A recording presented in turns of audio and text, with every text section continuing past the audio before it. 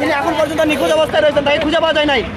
বাংলাদেশের প্রত্যেকটা জেলা আওয়ামী লীগ থেকে মুক্ত হলেও এখন পর্যন্ত গোপালগঞ্জকে কেন প্রশাসন মুক্ত করতে পারলো না, এর জবাব দিতে হবে। ইন্টারিম বসে বসে কি করতেছে? প্রশাসন নিয়ে ইন্টারিম শুধুমাত্র ধ্বংস দেখালে আমরা শান্ত হব না। তাদের মূল কাজ ছিল আওয়ামী লীগকে বাংলাদেশের মাটি থেকে নিশ্চয় পিছনে আসো, শুনে আসো। 144 জারি করা হয়েছে গোপালগঞ্জে।